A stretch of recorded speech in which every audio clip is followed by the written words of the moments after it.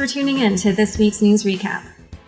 First headline: DEX volumes hit new all-time high as Uniswap overtakes Coinbase.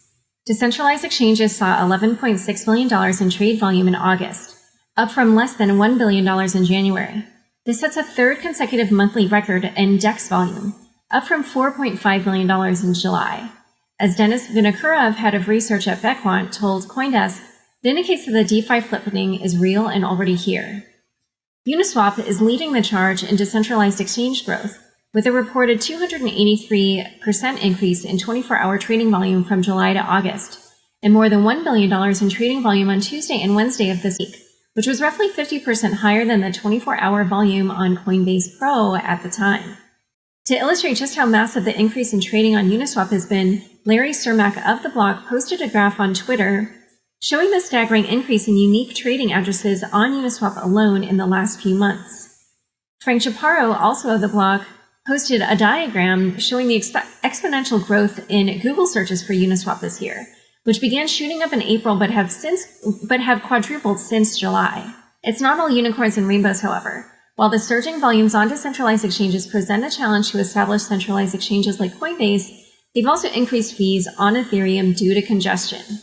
Next headline: yEarn's yETH vault makes it easy to yield farm. yEarn Finance has launched a vault for yield farming with ETH. As the recently departed chief of oracles at MakerDAO, Mario Naconti, explained to the Bankless podcast, put simply, this will make it easy for anyone who holds ETH to get involved with yield farming. Think Betterment, but for yield farming.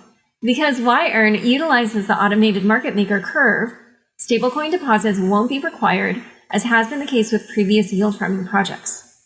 Anthony Sassano, in his daily Gwei newsletter, explained how the yETH vault works. After a user deposits his or her ETH, it is put in MakerDAO to borrow DAI, which is then deposited in CRV to withdraw its liquidity provider tokens and earn CRV tokens. The CRV is then recycled into ETH by buying more on the open market. Because yEarn uses smart contracts to find the best yield, gas costs for multiple operations are ostensibly spread across several users, saving on transaction fees. On Tuesday's Bankless, Conti referred to the vault as the smart contract equivalent of, quote, set it and forget it. Because, quote, you are earning a lot of money on your ETH without losing exposure to your ETH. But as the hosts of Bankless, as well as Sassano noted, this does not come without risks, as the creator of yEarn famously tests in production, which means putting your money in smart contracts whose level of security is unknown. For those of you who are watching on the video, this image, which if you have some background in how MakerDAO works, in how Curve works, in all these different yield farming projects work, is pretty easy to follow, and it breaks down exactly how this vault in yEarn works. All right, next headline. Gas fees on Ethereum reach all-time high, putting focus on scaling. With all this yield farming activity on Ethereum, it's no wonder that, according to the block research, Ethereum miners generated a record fee revenue of $17 million on September 1st, which is almost 4 times higher than at the peak of the 2017-2018 frenzy. However, Ethereum's exorbitant fees highlight the limitations presented when it comes to scaling DeFi. On the 0x blog, Remco Bloman argued that, at present, Ethereum has become a place for the rich, as only whales can profit from trading with such high transaction costs. However, he says simply raising gas limits then creates risks for Ethereum's security. He analyzes whether it's possible to scale at layer 1, but concludes the only reliable solution, aside from focusing on layer 2, is, quote, to tear everything down and rebuild it from the ground up. Ethereum creator Vitalik Buterin posted a lengthy Twitter thread arguing against trying to solve the problem of high gas fees by artificially setting gas prices higher or lower, which he calls naive. He advocates for increasing transaction capacity through scaling, citing migration to the scaling solution ZK Rollups by Tether, Gitcoin, and other apps as the best solution. Next headline. Has DeFi reinvented the fair launch? In case you haven't noticed, everyone is excited now about fair launches. Many crypto projects have attracted criticism over distribution mechanisms that favored early adopters. Enter the fair launch, a trend kicked off by yEarn's YFI token, which launched without a pre-mine, without founder equity, and without venture capital.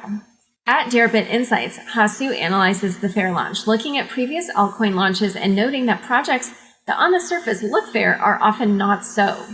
He says investors should scrutinize any coin advertising a fair launch as a core feature to see if there are any possible exploits. Ian Lee, the managing director of IDEO Collab Ventures, wrote in his email newsletter Synthesis a post titled, "Fair launches will disrupt crypto VC." He says, quote, "If fair launches become more common, sophisticated, and successful, they should scare the shit out of crypto VCs. He believes they will become more fair and not advantage whales as much as current fair launches do, and reward people not just for short-term activity, but also for longer-term actions and other forms of participation such as voting and proposals. He also thinks that returns will not scale one-to-one with the amount of liquidity one has, again, in an attempt to keep whales from earning a disproportionate amount of rewards." In a subsequent post, he argues that fast follower forks, such as SushiSwap, will become more common and that projects without a token have a higher risk of having their project forked, tokenized, and fair launched. He also said that projects will now have to be careful to not take on too much venture capital. Next headline.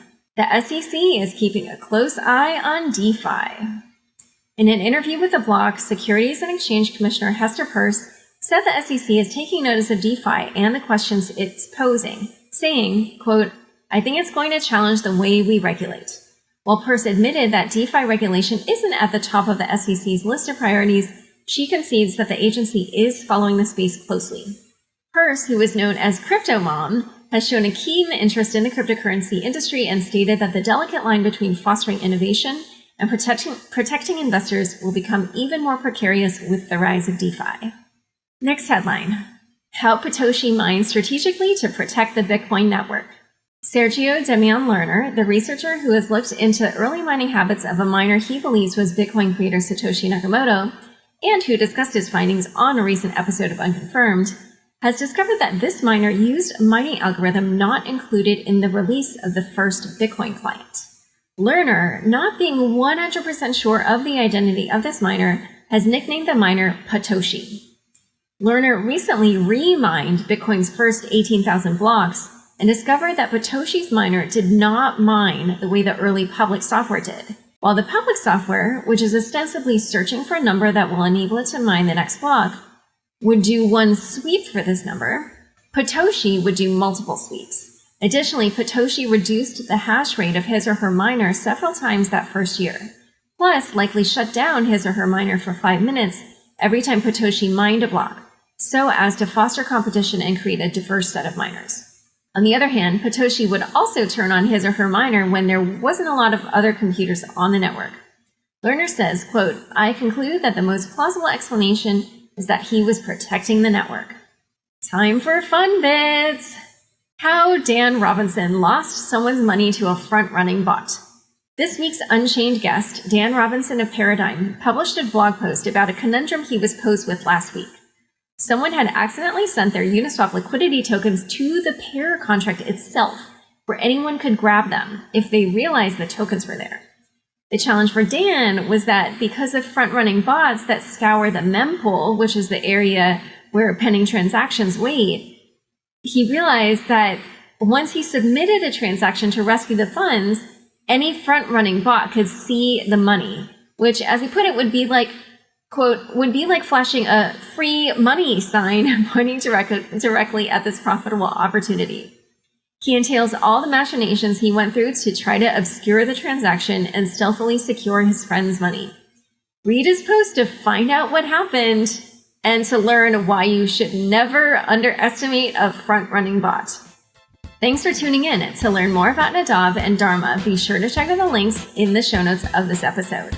Don't forget, you can now watch video recordings of the show on the Unchained YouTube channel. Go to youtube.com/c/Unchained podcast and subscribe today. Unconfirmed is produced by me, Laura Shin, with help from Anthony Yoon, Daniel Nuss, and the team at CLK Transcription. Thanks for listening.